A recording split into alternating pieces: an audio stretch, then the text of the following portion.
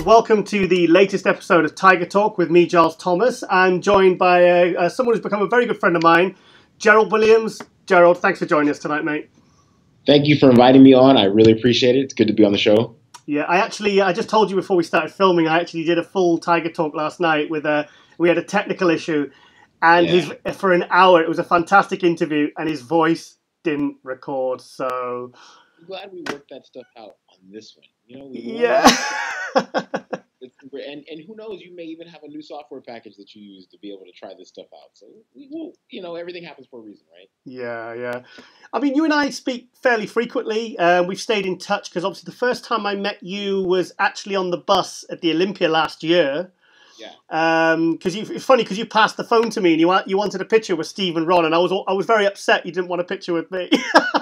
No, I was so curious. I was like, and honestly, like I think I was out of it. That was like Saturday morning. It was like prejudging was the day before. I was trying to keep it together for the night show. It's like the second day. The 2-day shows are a little harder to like try and keep stuff together for too. And I hadn't seen Steve in years. And the way I don't know if I told you the story, like years ago when Dave was working for MD, yep. He actually got Steve to help me out to do the junior nationals when I was like 21 or 22 years old. And I never really had an opportunity to be like, oh, thank you for that. So I was like, oh, it's Steve Blackman. He like took care of me when I was a kid. So fantastic. That's kind of like, it was one of those things like, I think I was caught in that space. So now I feel like if it were a year later, I'd be like, let's just take a picture together. Don't worry about that. Okay. Yeah, and then obviously we myself and Rosie went to cover for MD the Arnold Europe, and that's when we really got to spend some time together. I interviewed you outside. I was blown away because we'll talk about Tony Freeman in a bit, but you're someone that really didn't need much interviewing, if that makes sense, because you kind of direct the interview. So I've got very little notes here because I have interviewed you before. So, yes, and then we got to spend a bit of time with you, got to know you, and obviously, I've learned a lot more about, Gerald Williams. So how's this year been for you then, so far? It's interesting. I think it was, competitively wise, I was a little disappointed with the placings, both shows. I was really happy with the look, I think, for both shows. And so for I take the feedback of what it is. You can only control what you can control. I heard that feedback and, really said, okay, let's, before I come back to the stage, let's really figure out what it is that they want. And I was like, okay, be more three-dimensional. Okay, that's very specific. Yeah. And so, work towards that. And so, like I said, I was a little frustrated, but I was also a little motivated in that sense. And also, it allowed me to take some perspective with bodybuilding. I think I have been chasing the carrots, so to speak, in the sport, which we all do. I think when we get into a mix of like, we're trying to get here and we've got these goals and we're very goal-driven, goal-oriented people and we want to accomplish things and what's the next show, what's the next objective, and to be in a space where you really get to take stock and evaluate what the situation really is from 30,000 feet opposed to really being on the road, it's very, very different. So I feel like this year has been very reflective, but really apropos. I haven't been a pro very long. It's been, this weekend would have made 3 years. I turned pro in 2015 at the North Americans, which is Labor Day here in the States on this weekend coming up. So all those folks doing the North Americans this weekend, good luck to you. It's an awesome show. It's where I turned pro. So good luck to everybody. But yeah, from there, I was really, like I've told you before, I didn't even think I was going to compete as a professional. Yeah. And I was like, getting a pro card was all I really wanted to do, turn pro, just to know that I could do it and then be done. And then I really came to the mindset of like, I don't really know if I know what it's like to be a pro bodybuilder without having done at least one show. Now, mind you, I realized in that space I wasn't Kevin Levrone. I couldn't just turn it around in, 12 weeks to go from sitting on the couch and, eating 2 meals a day and not going to the gym to competing on stage as a professional. Didn't play super well. Brandon Curry placed one space ahead of me at that show. And then a couple weeks later, he turned it around and got third at the Arnold Asia. And also after that show, I had a chance to train with Justin Compton. Oh, wow. And so the amalgamation of those two particular activities really gave me the incentive to say, you know what, if I am able to make some adjustments and, this guy's one space ahead of me and he's doing this over here, if I push a little harder, I can probably get there. It was really an instance of me doing that Frigno show, then doing the Dubai show, and then doing the Cal Pro, and then doing the Kansas Mayhem show, Chad show, and then doing the Olympia, then doing the Europe tour, it was show after show after show after show after Yeah, show after yeah. show. Guest posings, like 5 different countries. It was a lot going on. And this year it was a chance to like, wow, you know, I can either continue to follow the what is it? I guess it's the Olympia series, the Olympia qualifying series. Mm-hmm. So I could try and do every show, you know, up to the Tampa to try and qualify, or I could hear the feedback, give my body it really feels like a much needed break. I did 13 shows in 2 years. Wow. And so Wow. that I think physically, and then I did 4 guest postings on top of that. Mm.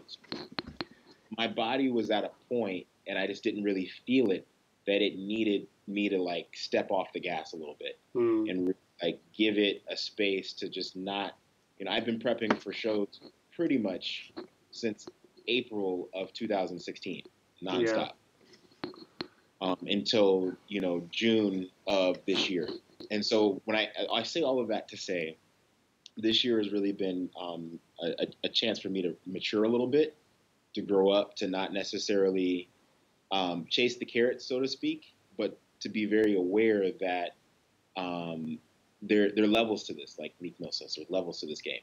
And so I've been blessed enough to be able to compete at the Olympia level and to be able to go to the Arnold Europe and to do the Prague show and to see all these things and to see bodybuilding at its pinnacle and understand what's required to be successful at those levels, and also understand that my body needs a little bit of time to become much more dangerous at those levels if that's really what I want to do. But also, you're someone that consistently brings good conditioning. You say you've done 14 shows in 2 years. I've not actually seen you do a show where you've been where someone consider you off. So you're bringing consistent levels of conditioning at every show. I mean, like I said, even at the Arnold Europe, that was what your last show of the four. No, you know, the Prague was the last. Oh, Prague. Sorry, yeah, I didn't go to Prague. I went from Spain home and then back to Prague. Yeah, because we spoke at the Arnold Europe and he went, "Oh, that's me done now. I don't think I'll do anymore. I'm going to go home. I'm going to rest." And do you remember at the at breakfast and you were getting all the what was it, cucumber and egg whites? I think. Yeah, and then I guest posed 2 weeks after the Prague show. Yeah. Oh wow. So yeah, it was a long journey for sure. Yeah, I mean the goal is right. As respect for the sport and professionalism, I believe that if you're going to step on stage, you need to be in shape. Yeah. That requires a certain level of dedication and sacrifice to make that happen. I've been fortunate. Matt and I have worked really well together. And you know, look at Tony. Tony was never out of shape. Tony always showed up in shape, and he never got far off because, you know, you live with the philosophy of like you want to look like how you look year round. I've seen guys, you know, like when they're not competing, they look like totally different people. Like, really? Like, I just know I want to feel good about me year round. Summertime, fine, all year. I think the biggest difference in you in off season is your beard. Yeah, that becomes the deal. And I just let it grow all together and I cut it. So this is actually it growing back from when I cut it in June. Cool. So it's finally getting itself back together. Yeah, we're talking about Tony Freeman. I interviewed him last week and we spoke about you. And obviously it's funny because I was interviewing him and I saw so much of you and vice versa. It's almost at one point I was thinking, am I talking to Gerald or Tony? Because you are so alike, and I can see how he's become he has been such a mentor to you. It was because I've interviewed Tony probably 4 or 5 times. The first time was in 2011, and he's like yourself. It's someone that you don't need to really. They kind of lead the interview, and I always love interviewing Tony. But he spoke very highly of you. I love Tony. I mean, Tony was so nice, and I just, you know, I think back about having what my own Olympia prep is like, and what it must have been like to have someone that had no idea what the fuck they were doing, none, right there. He took me in. He allowed me to learn with him. I mean, treated me like family. You know, when I had things going on, invited me to the house. Like, I mean, anytime I've had a question, I've been wondering about something, I'm frustrated about something, I'm not understanding. He's always given me really good perspective. He's always had a great understanding of this sport and this industry and life as a philosophy, right? He's a country boy. Yeah. And, you know, that's very different than being a West Coast kid altogether. But with that, it's helped me understand how to approach bodybuilding in a very intelligent way that's going to allow me to enjoy life long after that. Balance. Balance, but also making it, enjoying it. You know, I think there are people that do this sport that compete professionally that they're almost slaves to the system. Yeah. You know, they don't necessarily like what it is that they're doing, but this is how they feed themselves. Tony's always had this diversified portfolio of things. He's always attracted people in the right way. He's always treated people well. I don't think you'll find anybody that says a bad thing about him. And for me, you know, being like 20, 21, 22 years old, you know, having that type of understanding early on. And I mean, I was driving to Alpharetta every day to train with him. Wow. How far is that? Couple years, about 40 minutes. I thought you said a couple of years. It's a long, and he let me do it as long as I was willing to show up. He let me come by, and wow. I actually, it wasn't until I moved back to California that I stopped. And even when I did the nationals that year, it was after I graduated from undergrad and moved back to California. He let me stay at his house. Oh wow! You know, because the nationals were in Atlanta in 2008. So you say about. The thing with Tony is it's nice to hear a pro that has retired that still loves the sport. Sometimes you speak to these people who are no longer identifying themselves as competitive bodybuilders and they kind of turn their back on it. And it's like Tony was talking very positively about, like he said, like bodybuilding's given me an amazing life and it's led on to other things. It's given me a mindset. It's allowed me to kind of reach out and, you know, help people like yourself. And it's so good to see that kind of positivity. Like always, like when I talk to you or Tony, I come away with a kind of more than what I would probably get from talking to a bodybuilder about just training or diet. Or it kind of it gets me enthusiastic about kind of life in general, you know, and achieving goals. Tony was very good, and this is something I try and model about taking the skills that you learn as a competitor, and applying them to other areas of life.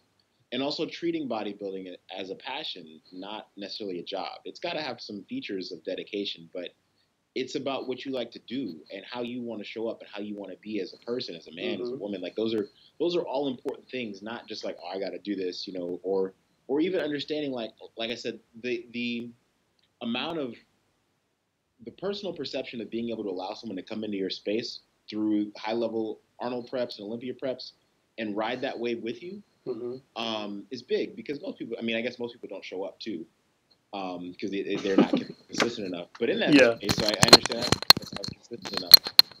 But the reason why I think Tony's disposition about bodybuilding is very different than a lot of folks that retire and they're bitter about it is, one, he did everything he wanted to do. Two, I think he did it the way he wanted to do it. And three, he understood. Tony's been really good about, particularly as I get frustrated with how the system works and the internal politics of bodybuilding. He's been really good about allowing insight on why things are the way they are.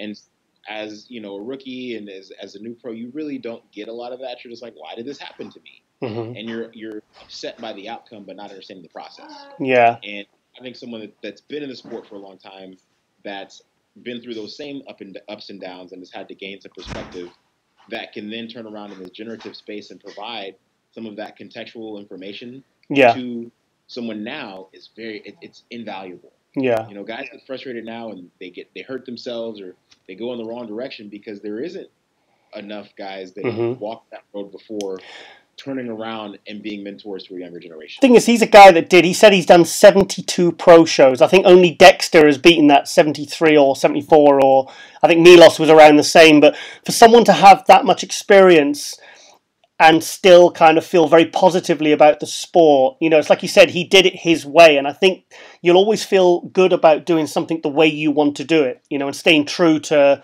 you know, it's like he brought a very unique, like I was talking about, we were talking about, what do you think about classic physiques and the classic pro class? And he said, well, to be honest, I was classic, but I was just competing as a pro, an open pro, you know? And I get that a lot too. People are like, are you doing classic? What are you doing? I'm like, no, like you should do classic physique. I'm like, I'm 240 pounds.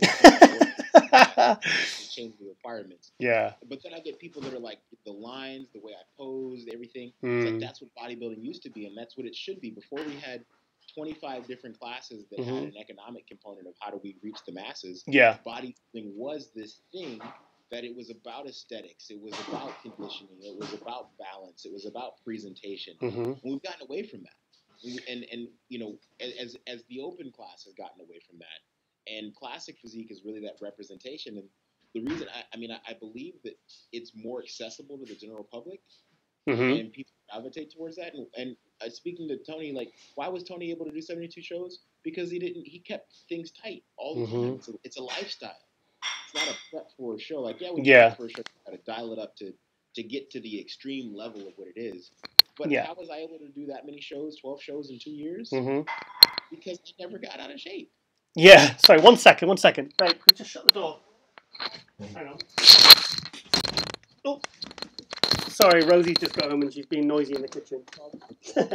Yeah, so, I mean, when I saw the pictures from the Cali Pro, a couple of people made a comment, said, you know, Gerald's got that 90s conditioning. Now, two things that I'm a real stickler for when I'm doing coverage, show reports, anything like that, it's conditioning and posing, and that is two things that you absolutely bring.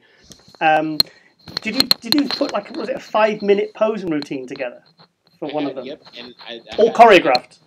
Yep, I had a different one set up for the Mayhem show. Wow. They actually cut the music down at the California show. and then I told them I was going to do 5 minutes at the Mayhem show. They were like, can you just make it like 3? Yeah. Cool. And I'm actually still trying to get, because MD covered they covered the Muscle Mayhem show. I'm still trying to get the video of my posing routine. I saw a bit on your Instagram, because I think I took it from Muscle News Weekly. I think the first couple of minutes it was really kind of like Vince Taylor, Sean Ray type posing, real kind of I forget, it was kind of like a slow ballad song. In there. Yeah, fantastic. I study like and so people, when you're a professional athlete, right? What do? You study film. Yeah. In bodybuilding, what is studying film about? Studying posing. Right? You know, instead of just watching a movie while you're doing cardio or listening to music, you study the greats that pose. You study the generations of posing. Right? You learn different transitions. I mean, I always tell people posing in and of itself is not always about hitting the pose. It's how you get to the pose. Transition. And the time you spend, like, it's just a part of, like, people go to the gym and they train and they do cardio, but they don't work on their posing, which to me is like, that's like playing football without throwing a ball. Yeah. Like, you go to the gym and work out and you run on the track, but you don't run routes. I always say to people, if you're going to get ready for a show, don't leave your posing routine to the last 3 to 4 weeks, because the last 3 to 4 weeks is when you're a bit brain dead anyway. And you're not going to be putting together a good creative routine. I've done it when I've competed. I think the best posing routines I ever did, I started work on my posing routine the day I started my diet. So 12, 13 weeks out, I would start work on my posing and then just rehearse. But funny enough, one of the coolest things I think I've ever seen in bodybuilding was at the 2013 Mr. Europe, and Tony Freeman came out to black and yellow.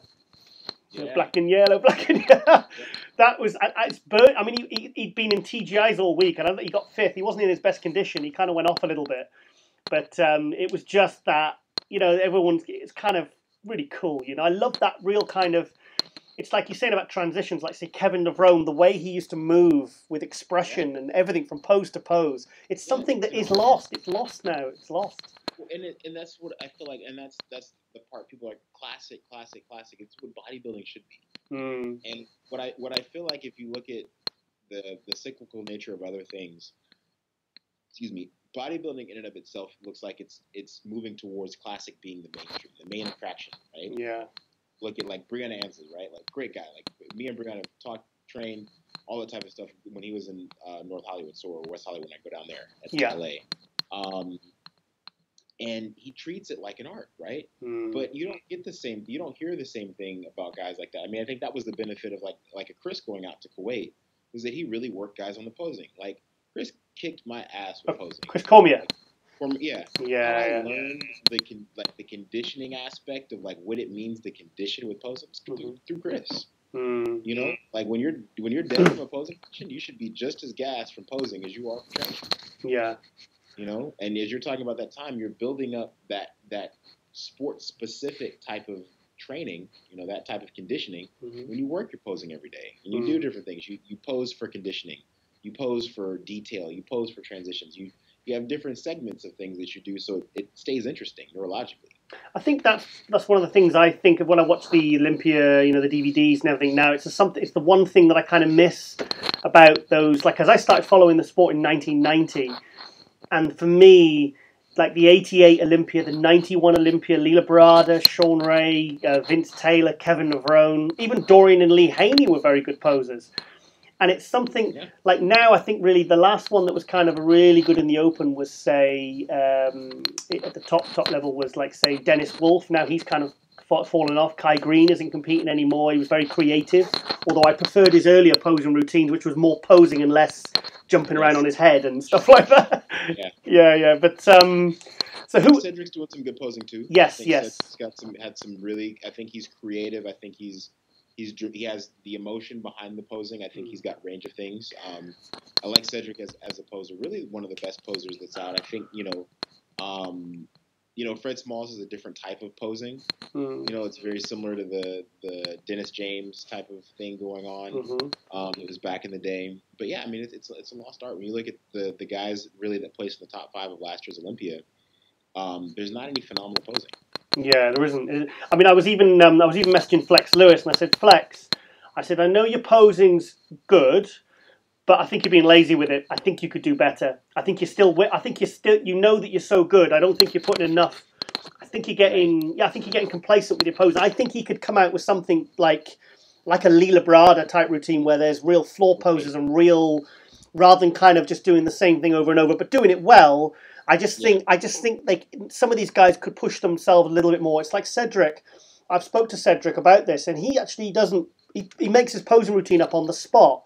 Now, if he can put something like that together on stage just by feeling the music and feeling, going with what he feels, what could he do if he really rehearsed something for 10, 12 weeks? I mean, that could be mind-blowing. Well, you think about the value proposition too, right? Like, I have this value system of, like, I believe that anytime I get on stage, guest posing, whatever, I want to be a professional. But what's the value proposition for guys being great posers? There's no best posing award. Yeah. There's no. It doesn't seem to really have a huge bearing on placing. And so when you think about the value proposition too, I mean, as far as like when you think about posing routine particularly, I think even some guys are not great posers and still place well, or don't display things the best that they could and still place well.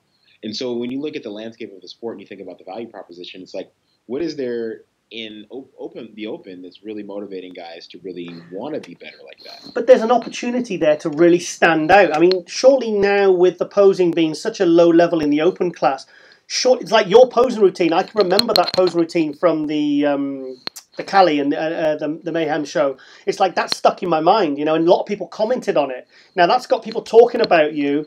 Right. over who won it. I mean, I can't. It's kind of slipped my mind who the top 3 guys were.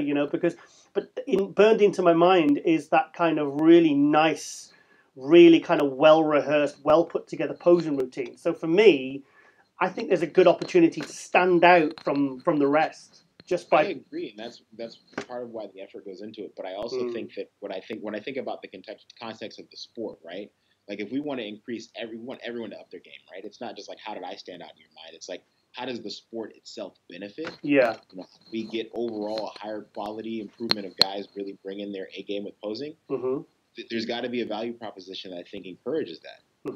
Because the message that's sent is we've sent the value proposition about how big we want people to be. And we've sent a value proposition about the structure that we want people to have. And we've sent that same type of design about what type of conditioning we think people should be in, right? But we haven't sent that same message about the posing. Yeah, good point. Steve will be very clear at the beginning of the show, guys, watch the stomachs, There's been a very clear, intentional, directive movement to bring the waistlines into shows, right? From the top down. Whether it's successful or not, I think the IFBB missed an opportunity last year with Sean Roden and Phil Heath, because Sean certainly at the judging it wasn't too bad. I didn't even notice the stomach on the second day of the finals, but I think they missed an opportunity there to really send a message for the stomachs. Personally, I mean, I think Phil Heath is the best. I do think he is the best out there right now. But what would have happened if they'd have marked him down to 3rd? Right. Marked Sean Roden down to 8th, and the judges said, look, we marked you down purely because of your stomachs. Now, what would happen this year? They would come back and, it would create excitement. I think they missed an opportunity. What do you think? I agree. I agree with that. I think that, and I believe Sean brought his best package actually to the Arnold Europe. I thought he looked better later than he did the week before. And I do think that the messages get out, I think, on a different level. I don't think those same messages are being conveyed at the Olympia. I think that they're being conveyed at the next tier of show. The Arnolds, they're at the Tampas, the Pragues, like New York. I think those things are coming out. I agree that, and that's part of why I feel like the sport is particularly the open class, is in the state of emergency that it's in. It's because these messages are not being sent, and the status quo is still being rewarded. And we're seeing, and now we're seeing this emergence, really this explosion of classic physique. Yeah. Like classic physique is exploding right now. Gerald, last year I couldn't. Well, I was at the Olympia last year. Literally, everything everyone was talking about was the classic class. In fact, there was more people discussing Brion and Chris Bumstead, but there was more excitement for it. It's like a couple of years before, people were raving about the 212, and sometimes because there's more speculation and there are nicer looking physiques in terms of waistlines and conditioning. Like the 212 guys arguably bring better condition than the open guys. They have done probably since it started. And I think with the classic, people like that kind of physique. They do. They want to see. Like you've got. I mean, I posted a picture in my Muscle News Weekly show of you at the second show, the Muscle Mayhem, and it was a readable bicep shot. And I said, that is the perfect X-frame. That's like a perfect rear double bicep. The small waist, Thank you. It was amazing. I mean, it blew me away. I said, that's the most impressive photo from the entire show for me. That's the one I remember. It was incredible. But that's what people want. I think that's what people want to see. They want to see. And we think about the health of the sport is in the marketability of the sport. Yeah. Right? And if we're telling people that they can't obtain these physiques, I tell people all day, it's like if you can do the same thing for 6 months, it's not rocket science and it's somewhat dependent upon your genetics. But if you can do the same thing for 6 months, it's obtainable. And people see me in regular clothes, they'll be like, you just look like a regular dude, right? Yeah. It's because of my structure that things look the way that they look. I'm not like a mass monster. I've seen guys I compete against. Like my wife and I are traveling. We see guys, out and about, like around the world. I'm like, wow, these people are really big. Yeah. I'm like, man, I'm like, wow, that guy's huge. And I'm like, she's like, you competed against him at this show, and you did better than him. You beat him. It's not about, and that's the messaging I think that gets sent in classic that doesn't get sent in the open is you don't have to be a monster. You need to have very aesthetically pleasing physique. Yeah. And I think the other thing is this misrepresentation. We start thinking about, how we internalize things as men and women. I think men have a different perception of what they feel like, women want to see. Yeah. Versus women having a perception of really understanding what women want to see from us. Yeah. And those is and what everyone's trying to chase and obtain. And there's a level of congruence when you start to see classic physique and what people like and want, and what's obtainable and what's acceptable and what's attractive and all these other things. And you start amalgamating all that together and you're like, wow, this is kind of like a better sale. And people go to the gym and like, I can go to the gym and I'm working to get like Chris Bumstead. I'm working to get to Brianna Ansley's level. I think Cody Montgomery made a great decision switching over to classic. Oh, really? I do. Even though Cody went to 212. Oh, he did. That was Regan Grimes switched to classic. I think he made a great decision. He got a lot of heat for that. But he followed. So we talk about guys following their own. Yeah. I think he looked at the landscape and was like, this is where the money is. Well, he went to Kuwait and he was only there 4 weeks and it was like, okay, right, we've got to do this, this, and this. We've got to get you to 300 pounds. And he went, this ain't for me. I'm young. Watched his interview when he talked about that, I was like, he's like, this isn't for me. Yeah. And he's a young guy. What is sustainable? Classic. You're not killing yourself. I mean, the list of guys that are Tony is a great example of if you take care of yourself long term, you will have life after bodybuilding and still look good. Well, Tony was 52 yesterday. Like I said, I wanted to look like Tony when I was younger. And I still it's consistent. It's like as he continues to get older and he's still in shape, I'm like, still, when I get to that level, that's where I want to be. I was saying, I said in the interview, I said he kept referring to you like almost like a son, and he went, actually, he said, we're more like brothers, really. Because it's like you kind of look a similar age, really. Because it's like maybe you could both pass for 35. I mean, what are you, 33 now, 34? I'm 32. 32, sorry. 20 years. I'm saying, like, 20 years. I want to be like Tony. In 20 years, you could look like Tony. And that's the hope. And so, I mean, but you see a lot of guys that like retire that are broken down. They're just out of shape. And, because they didn't take care of their bodies while they were competing. And so, I mean, I think Reagan made a great decision. He's a young guy. He's smart. He's like, this has legs. If you're thinking about a career, like even myself, I'm thinking about a career, not just a couple years. And then everything's all blown up. Plus the thing with him doing classic, who's to say in a couple of years he might go, it's too tough to make weight. I feel like I'm 10, 15 pounds over the classic. I'll just go and do open now. He might, but you have the ability to, right? Yeah. Also, it's the a thing that choice. I think people should respect about this is that a willingness to try new things, and that represents a growth mindset. And I feel like in a lot of ways, people are very entrenched in the dogmatic, like this is what bodybuilding is and should be, or this is what physique is, or this is what classic physique, and they're not willing to try other things. Yeah. Whereas that openness and that growth mindset, you don't know unless you try it. You may experience it. Your posing needs to elevate. If you're coming as an open competitor, most guys will have to elevate their posing game to be able to do classic. Well, look at Chris Bumstead. He turned pro as a super heavyweight. He was a super heavyweight bodybuilder, and then he just thought, well, I'm 21. It might be 4 or 5 years before I'm big enough to compete successfully as an open, so I'll just do classic. I mean, and it's like this year he's better. He's not 30 pounds heavier. He still looks 22. He still looks young. He looks good. It's the same with the 212. It's like those guys have always got that. I mean, Hattie's done open. Flex Lewis has done open. Hattie turned pro, like the Dubai show, the Shrew Classic that I did. He turned pro the day before. Did that show and got second. It was Raleigh, then him. They got second. I got fifth at that show, and I was like, this guy's good. Yeah. I mean, he got second at the San Marino last year. Yes, I was there. Yeah, I mean he's a good guy. He's solid, and a lot of guys, I think.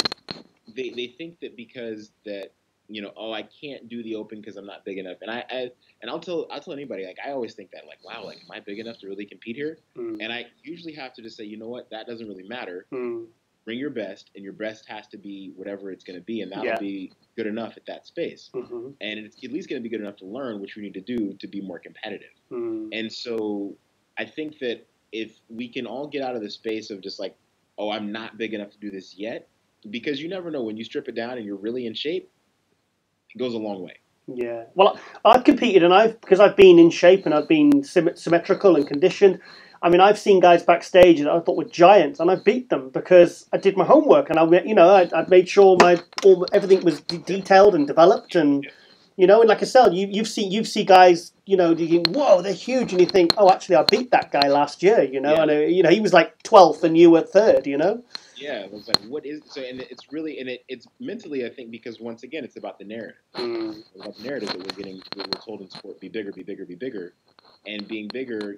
Gain 50 pounds in the improvement season. I'll use the word off season because there is no off. The improvement season. Yeah. You got to lose 50 pounds to get in shape, and you don't make it because your body's, the skin's not tight. All these other things that have gone. That really, it's the little details that affect conditioning. So, well, I don't know. Go ahead. Sorry, go on. You sent me some video clips a couple of months ago for Muscle News Weekly, and it got a lot of interest because it was kind of a day in the life of Gerald, and oh my God, it was like it's very very not typical of what probably your normal bodybuilder would do. I mean, there was video. Was it you were training at like midnight? By the time you'd finish your day, you're driving to the gym. I mean, you put some stuff. You drive into the gym in your car and everything. And it was late at night. So what is like I say, a typical kind of day for you? Just run through it relatively quickly. Oh man, it's so funny. Last night I left the gym at 1:45 in the morning. Wow. And I was up at 6:30 this morning. You said to me last time you don't really sleep a lot because you're that busy and there's so much going around your brain. There's so much going on right now. I would say that since I'm not prepping, like my wife and I just got back from Mexico last week. We just got back like Tuesday. The week before that, we were in San Diego. The week before that, we stayed down in San Jose. So it's been a lot more travel, going on with that. I've got like 5 or 6 different real estate deals going on at the same time. Now I'm a part of a group that's got a national startup for education and education practice and research and narrative change and technical assistance. So I'm doing that. I'm still teaching at the college. I'm still working my regular day job and still trying to make sure that because I'm not prepping, I'm trying to work this equitable life balancing system out of really plugging in and spending more time with my wife that I wasn't while I was prepping. Right. And just, trying to make sure like I've scoped out dates. After the show, I sent her an email with every date night planned for the next 3 months. Basically. Oh, wow. So got tickets for everything. We're going here, we're going there, we're doing stuff. Yeah. Like we're going to the Cal football game, the California Golden Bears home opener tomorrow for the college football season. So just trying to, I mean, right now, definitely my days are, some days I train early, some days I train late. For the most part, I like the nighttime. If I can get over to San Francisco and train, I like training over at World still. So I'll usually try and get there about 10:30 at night and train. If I go backwards from there, I'm also playing music again. I had a jam session the other night. Oh, you sent me some stuff, didn't you? It was good. Yeah, I'm trying to get on tour with another girl right now. Just if I can do a quick tour, like 5 or 6 cities, that'll be cool. So I'm building practice time in every day. I know, right? You need to clone yourself, I think. I've said that a lot. I'm like, man, if I could get a clone just to do some of these things, but yeah, so a day for me is pretty much up at 6:30. I'm teaching an 8 o'clock class this semester, so that's always teach early. To the office around 9:20. In the evenings, I'm working on the startup stuff, probably like the 4 to 6 range, the startup stuff. What's the startup stuff? So the startup is that national organization that's talking about doing in education. So it's really taking this problem of practice of educating like African-American male students inside of public education. And since we've incubated a lot of that here where I work now, we're developing it nationally. Okay. And, basically developing contracts and doing getting grant funding for other people to spread it so we can support it. Because, there's an achievement gap. We call it an opportunity gap, but whatever. So there's that. Then I practice. It's like I treat my practicing music like I treat training. So I always say that I've got to get 6 days a week, at least 1 hour a day. Okay. So just whether I'm recording, whether I'm working on exercises, whether I'm playing upright or electric or whatever. What do you play again, just for the sake of the viewers? I play guitar. Bass, I play drums. I play guitar. I play keyboard. But I'm spending a lot more time with bass. You sent some music and you said, I've actually done, because you'd layered it all, and you said, I'm playing the guitar, the drums, and the keyboard. It's like, that is all me. Yeah, so it's like I have to play one track and then go back and through and play another instrument on another track and then go back and play another instrument on another track, yeah. I remember watching Kevin LeBron's Full Blown, and he was playing the drums in his basement. And I was like, maybe I should do a video one day of people see that. Because that stuck with me. I was like, oh, Kevin's playing music. So, shout out to Kevin being a musician. Yeah. But yeah, so recording time, practicing time, stuff like that. Then where am I at now? The real estate deals, like I said, I've got like 6 deals going on right now. So that's really, I'm fielding a lot of those calls during the business day and trying to handle a lot of the paperwork after I practice in the evening. Yeah. At that point, we're probably at about like 10 o'clock, 11 o'clock. Last night I had a late meeting. I had actually a 10 o'clock at night meeting with one of the deals. So I went to the gym after that meeting. But generally I try and get to the gym about 10:30 and then get back home by 12:30. I'll probably end up having a little bit more work, and then I'm usually trying to get to sleep about 1 or 2, and then back up again. I like to go grocery shopping. My big Costco run I like to do once a month. Yeah. At a big deep freezer, so I try and eliminate the extra need for stuff like that. I cook once a week on Sundays. I do my laundry on Sundays. Okay. Saturdays are typically dedicated to I like the Saturday I've got contractors and other stuff. Trying to do at least one date night or evening. So it's usually a Saturday. We do something, an activity, go places, do things. Sundays have typically been cooking, laundry, and I've actually been having some other startup meetings. We'll have business meetings early, Sunday morning, 9 o'clock Sunday morning. So that's what my Sundays typically look like. Do you ever get tired? I don't use that word. So my philosophy is that your vocabulary, what you say, and how you talk about yourself has huge impact on your abilities. And so I always work on this positive reinforcement of listening to positive things throughout the day, especially if I'm dragging, that to really tell me to pick up my energy. I'm trying to be very intentional about how I say things are going to work. I try and claim them before they happen. I try not to use language or words that I feel like will deter me from ultimately my goal. Or that may influence me to not push hard. So it's like a self-fulfilling prophecy, constantly reinforcing to yourself that this is how the day is going to go. I'm telling myself this is how it's going to go, and this is how it's going to be, and this is what I'm going to absorb.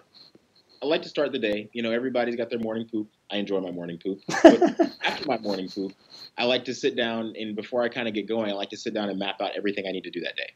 Yeah. And I'm a paper and pencil type Yeah, guy. I have my every day. I have my lists. Yep, I have my lists. I do it.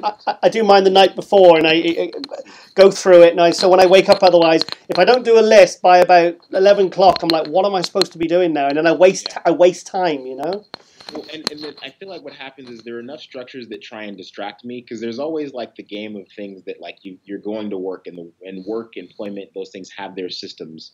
But then there's the stuff that you do for yourself. And I believe in this concept of working towards economic independence. Mm-hmm. And so if you don't work for you, nobody's going to work for you. Yeah. Like you will work for you. And so that's why I always try, and before I check my phone, before I really get started, when everything's quiet, I try and make sure I write down all the things I need. When I say my list, everything I need to do for my businesses and my economic stability, and the projects that I have going on, where if I don't make those things happen, then what happen? Yeah. Things don't happen at work. It sucks, but at the end of the day, it's for someone else, right? Things don't happen for your own businesses or your own endeavors, then they just don't happen. And so I'm very intentional about setting. I try and make sure that my priority is my vision first, and then I can support everybody else's directives. Right. And I try and ideally, what I like to do, even when I was prepping, I like to train in the morning, and then because I like to give the maximum energy to that first, and I like to train at the end of the day because it allows me to work the day off. And then the middle is kind of whatever it needs to be. And right after I would train, I would then focus on the stuff myself. Even like financially, like I always like when I pay myself first. So it's like, cool. Like if the money comes in for this, pay me, then everybody else can get paid. And I think it's just a general philosophy. If you don't support you and take care of you, system's not designed to do that. You know, it's just a general life philosophy. So when we get back to like, do I use the word tired? No. I say I'm in need of rest. I'm sleepy. Those are things that definitely happen. And I was telling my wife, I'm a step away from sleeping at all times. I can drink coffee and go to sleep. Yeah. It's just, I'm fine, like going to sleep. Yeah. But it's really about, and I believe in pushing in segments. Like right now, this is a full clip. This is a segment that I'm going to have to push all the way probably until February of next year. Okay. And I've got 2 built-in breaks for myself in that, like in November and then in December, early January, I've got 2 built-in recharge periods. And aside from those periods, it's all in maximum effort. Yeah. On everything. And this is all working towards the space of being able to own my own time. Yeah. Within a couple years. Something else I want to talk about. Hey. Some of that stuff I just talked about. It's hang on, I'll just have a quick read. Yeah. Hey, Rosie's been making notes in here. She's been making asterisks, and look, she's putting notes in here. Philosophies. I mean, it's stuff that I really do. It's legit. It's not like made up. This is really how I live life. Gerald's book.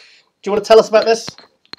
Yeah, so the book, The 25th Hour, and like I said, I wrote the book, the last bodybuilder wrote a book. I read Flex Wheeler's Flexibility when I was young. Yeah. I read Jake Cutler's CEO Muscle when I was young. Nobody's written a book since then. Not about and Flex's book was an autobiography, telling about his story. And before the time of then, that was written at a time before social media, right? You didn't have the ability. Yeah. Like all you could see is Flex's training videos, and you could see what was said in the magazines. So the book was like a chance. And Flex Wheeler for me was like, that was like, oh, I want to look like that, And my arms have still not come up to Flex Wheeler quality arms, but structurally. But at the same time, Flex Wheeler never got as hard from the back as I can. So True. It's a balance. True. Yeah. Well, pros and cons. Yeah. But so when I was reading these books, and I was like, man, I gleaned a lot of information from both of those guys in that book and in their books. And when I had a chance to meet Jay in 2004 when he was guest posing at the San Francisco, and he signed the book that I bought his book, I had it, and he signed it for me. And the next year I ended up winning the Team Nationals, which is something he was trying to do. He competed at that level. At that time, Jay was placed second at the Olympia like every year. Like he was the guy chasing Ronnie. It was Jay and Ronnie every year. Yep. So a little bit about the book for me is that I feel like we're in a different age now where, things are much more accessible. Athletes are much more accessible. Content is much more accessible. But I still get the same question. And I think a lot of people have asked, like even my coach, Matt Berzicott, people ask, like, does Gerald really do all the stuff he says he does? Or is he like really like just telling people that? So when Matt came to stay with me in December, he was like, nah, this is really like how life lives and, how it goes. Just running at the pace. And so I tend to find it, sometimes it's overwhelming, absolutely. And I try and share the strategies that I use to manage that. And I also try and share how I've been able to do what I've been able to do. because I believe everybody can do that. And it's whether you want to compete professionally, you want to, own a business, whatever you want to do. I think that their life skills, and that's one of the things I took from Tony, is that this stuff transfers over. It's like The Secret. Tony was a big believer in The Secret, and manifestation. That's kind of where I started to get some of that language about you have to speak what you want into existence, and you have to expect good things to come. Like Tony's a huge believer in that. And when I was younger, I didn't really understand it as much, and as I got older, I really started to buy into it in that way. He was talking about the law of attraction. Yeah, and it's the same thing, the law of attraction. You attract what you are and what you want. If you start saying, "Oh, I'm tired, things don't work for me, nothing goes well, I don't do this, I can't," and then that stuff manifests itself. I mean, I would have never thought coming back, turning pro, like I got second at the USA's and then one of the North Americans after not competing for 7 years. I would have never, but my mindset was like, I'm going to do this, I'm going to do well. This is going to work for me. Despite how nutty it sounded, I didn't have an Instagram page. I didn't know who was doing the show. I didn't even know who Cody Montgomery was. You know what I'm saying? I'd never heard of him. And Matt was like, "Oh, he's probably gonna win." But those things. I didn't know those things, but I had this belief about what I wanted and what I was doing and how that worked. And so we need that as people. I think it's not just athletes. We need that. I think, say someone like myself, I've always had this, it's almost like a gift and a bit of a curse at the same time, where you have like an almost naive level of self-belief. And sometimes it can work against you, but sometimes it can really work for you, where you just kind of, like something you want to do, and it really, if you might say to someone, they'll say, well, you can't really do it. It's like, sometimes you just got to kind of do it, and then kind of go after it, and then just keep going. And that's the good thing I like about bodybuilding. It does kind of, for the people like yourself, Tony Freeman, people like Rich Kaspari, people that have applied that mentality to other areas, especially like business. It's like, that's the thing I like, because it teaches you that discipline and that kind of... resolve. And nobody can help you get that physique. No one can help you do all the things you're doing with your work and everything else. It's completely down to you and you alone. And that's what I like about the whole. That's why when I see these bodybuilders and they're kind of, like they retire or whatever, and they come away from the sport and they kind of just fall away as people. They kind of lose their identity and they don't reinvent themselves. It's it's good to see. It's good to see that kind of that attitude applied to other areas of life, and I think that's something that you definitely radiate. Sass does that too. So I haven't been on social media in like 2 months because as I've been like really focusing on other stuff, I just never something I really enjoyed anyway. I was like, let me shut this down for a second. But Sasson and I really had a couple conversations, and he's somebody else that I really find that gets that mentality. This is Sasson Harati. Yes. Sorry, just for the sake of the viewers. Sass. Yes. So sorry. Sasson Harati. Yes, I use formal names here. Sorry. Hi Sass, how you doing? Hi Sass. But so we were talking, and really as far as him and Josh Wade are two guys that I really feel like that I've had conversations with that really get this concept of balance, that understand this concept of longevity, that understand the concepts of doing other things. And it's rare because a lot of guys I also talk to, this is it. This is the end all be all of what's going on. And to have these conversations with these guys, these peers, that it's not the end all be all. And we're all kind of sitting here like, well, okay, we've seen these carrots and they're relatively attractive, but we also have these other options of things over here with family, with relationships, with work, with businesses. And this is a component of our lives. That's really encouraging because I feel like, it's sometimes it feels like you're on an island. It's like, everybody's like just focused bodybuilding all day, everything, sacrifice everything. And when you see other guys that are like, yeah, I'm willing to work hard and I'm willing to learn these lessons, but I also want to turn these things over into other areas. And I still want to be a good man, good husband, good father. Like those are things along the way that, you had guys like Tony that really stood out as role models in that way. And the sport doesn't necessarily lend itself to that in that way of like, who are you like looking up to in that sense? But I feel like Sasson, I feel like Josh, I feel like those are, folks that are watching, I feel like those are another two guys that you should really plug into and really, you haven't understood their story and really how their philosophy and their mindset, very similar to my own. So I always feel like it's important to share because maybe the way I say it may not attract someone as much as the way someone else says it. But as long as the message gets out there, it doesn't matter. Okay, well, we're going to need to wrap up in a bit, but let's talk about, I'm really disappointed that you're not coming to the Olympia because Tony is. Yeah. I really wanted to get like an interview with the three of us, and Tony's going to do it, but well maybe have you sat on Skype or something. This is a short flight. If I fly in for a day or an afternoon, the way my life works, it'd be in and out the same day. Okay, okay, oh yeah, because it's only like it's a 4-hour drive, isn't it, from California? Oh no, I fly. No. You fly. Anything over 2 hours, I fly at this point. At that point in my life. You could probably for borrow. me, it's actually an 8-hour drive. It's 2 hours from LA. I live in Northern California, so by the sounds of it, you could probably borrow Tony's private jet. Possibly, yes. If Tony, every time I talk to Tony, I'm like, wow, like I think I'm doing stuff. And I talk to him, and he's like, oh, let's think of Les Brown and doing it. I'm like, what? So amazing. Yeah, I mean, it may be one of those things I can swing like a Saturday to pop in and pop out because I do want to see him. It's funny, I had actually planned. I told him no, I planned to be in Atlanta at the end of October, but we have a national convening that we're hosting here in Oakland. Okay. So I already have plane tickets, which I have to switch out somewhere else because that was my 10-year undergraduate reunion homecoming weekend. Okay. So I had planned. That's where Atlanta's home for Tony. That's like my second home, so I was going to go back. Okay. I have to switch that around, but I mean, I do want to do something collectively with him and you because I think there's none of this cascade mentorship that's really been talked about in the sport. I've talked about it a little bit with Chris and I've talked about it a little bit with Tony, and each one of them have offered me very different things in my own career.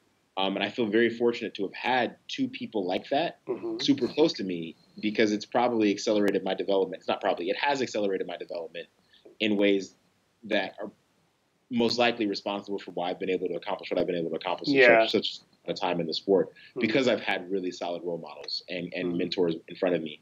And so if there's something we can do, I think that as I think about this now with you, I will probably find a way. It's just a day trip to make it happen. Make it happen. It's a maybe. It's a firm maybe. Okay. So possibly maybe. If it's just to do a lunch, to do an interview, to pop in for a few hours, and pop back out.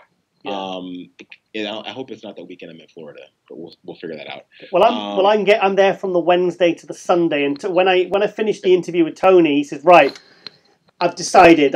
From talking to you now, I've decided I'm going to go book my flights today. He says I'm definitely coming, and I messaged him I think yesterday on his birthday, and he said, he says I'll see you at the Olympia. So it'd be nice to catch up and get some. I just think, I mean, I'll probably not need to say a word because I'll just sit there with the microphones, and just let you guys talk because.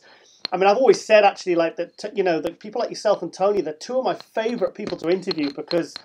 It's like I said, you just give so much that really gets me thinking, and I think there's a lot. It's like I've really deliberately stayed away from a lot of the bodybuilding questions because I know you've done these previously with other interviews, and it's I don't really want to kind of go over that. I feel like it won't do a justice to who you are as a person because everybody knows Gerald the bodybuilder. It's why we're talking now. It's on muscular development, but. Actually, having said that, let's talk about the Olympia. What do you think is going to happen this year? I feel like Phil is probably going to get his 8th. I mean, he had the surgery last year. I think that he's in better shape. It's funny. My coach Matt now is living in Denver and had a conversation with Phil. Okay. While he was prepping, so I think Phil is going to be tight. I think he'll be hard to beat. Coming in right behind him, I see Ramy still right there at 1 and 2. Do you?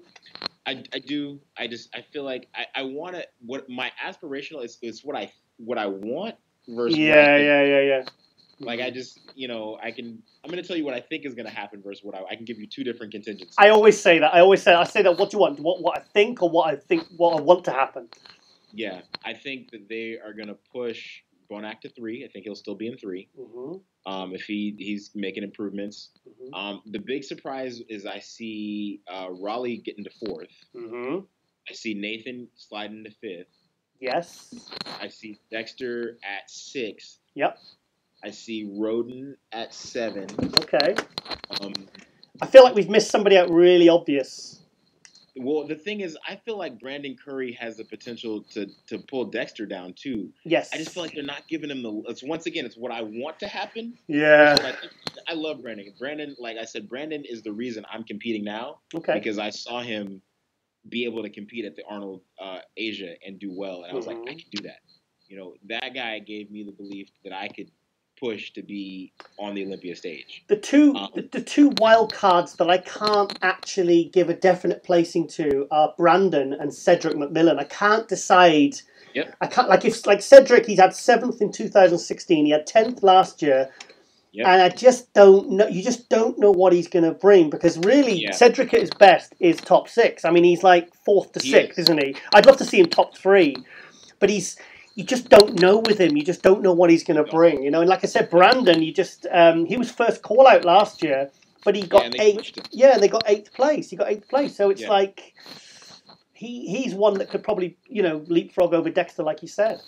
Yeah, I could see. I mean, I'd like to see him as high as 5th. I would. Mm-hmm. I feel like they like Nathan, and I feel like their structures. I feel like Brandon's got. He's a bigger version of, in some way. They have similar strengths and some similar weaknesses in that sense. I'd love to see Brandon make it to 5th. Sorry, Nathan and Brandon, you mean? Yeah, right. I'd love to see them side by side in their own call out to be able to do a little bit of work together. I'd love to see him that far. I just feel like the love that they're showing Nathan right now is just where they're going to put him. And so that the 2 wild cards, I agree with you, Cedric and Brandon. And if we just for the sake of argument right now, let's just say 7th, or what is it? So we're now at 5th. Yep. So we're at. I don't even want to say those things out loud. Yeah, it's tough, isn't it? It's tough. You've got to move people around. It's like yeah. And I feel like I honestly feel like Steve will probably end up creeping in the top 10. Steve Kukla. Yeah. Yeah, he's looking good. Probably, I feel like he'll roll. He's been in the top 10 before. I feel like when I look at the lineup, I think he'll roll it. Or Alex. Alexia. He won the Tampa Pro. Oh, Alex Rivera. Yeah. Yeah, I'll be honest. I didn't really know. I'd seen it when he got 2nd at Vancouver, and when he got 2nd at Tampa in 2016. But I wasn't that familiar with his physique. And then when he beat Sergio at the Tampa, I was like, this guy's got a beautiful physique. Yeah. He's got aesthetics, condition, symmetry. Creeping in the top 10 as well. Yeah. And then I see. So I mean, Lucas. We've competed together a lot. I could see him being right there at 11. He's really got good conditioning. He's got the crazy glute finger thing that goes on. Yeah. I want to see Josh do well. I want to see, I think Sergio is probably going to do, he'll probably make in the top 15. I mean, we're thinking top 15. Mm-hmm. I'm thinking Lucas. I'm thinking Sergio. Mm-hmm. I'm thinking Josh.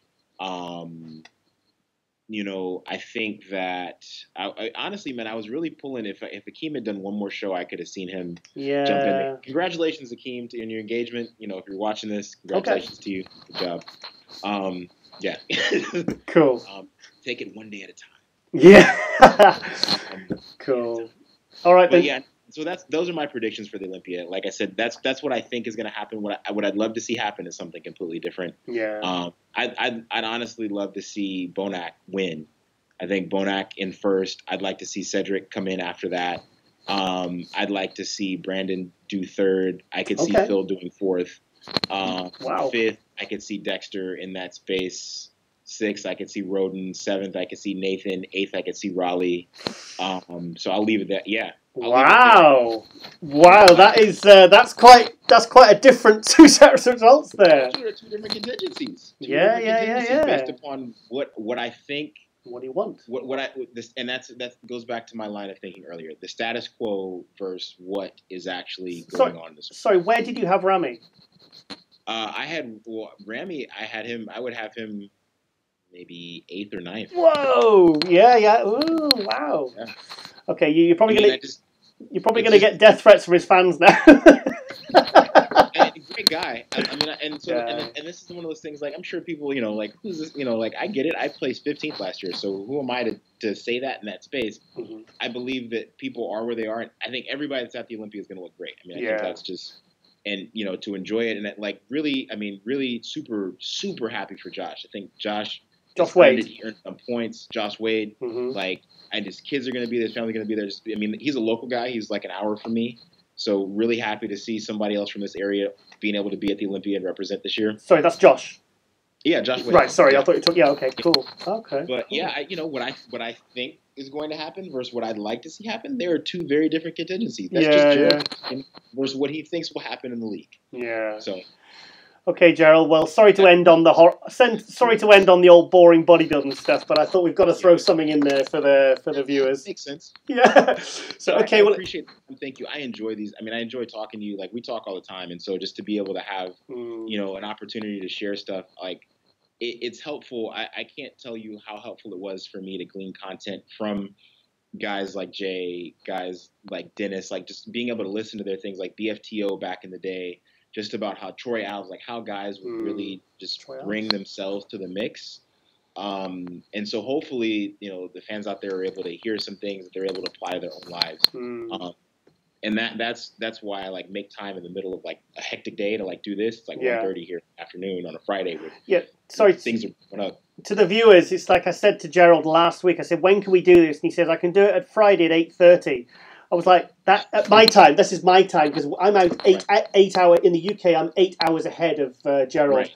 And he was like, right, 8:30 on Friday, and I was like, and then literally at 8:30, I got a message on Skype. Are you ready? It's like this guy's schedule is tight. Yeah, I was on another call. I have another call I got to get on, and I had another call I was on before. Okay, but the reason I make time for these is because I respect you. I respect MD. I believe it's important for the sport just to hear different perspectives, and I appreciate the invitation, and so I make time for things like this. My absolute pleasure, mate. So it's Friday night, and that means it's a red wine night for me and Rosie now, so I'm going to get going. So thank you, Gerald. Thank you so much for taking the time to do this. I really appreciate it, and hopefully we'll get to see you in Vegas, and me and Tony can hang out and spend some time together, even if it's just for a bit of lunch and a bit of a quick interview or something. It would really be really extra special to see you guys. So okay, big thank you to Gerald there for thank you so much. For Tiger Talk. I am Giles Thomas, and we will see you next week.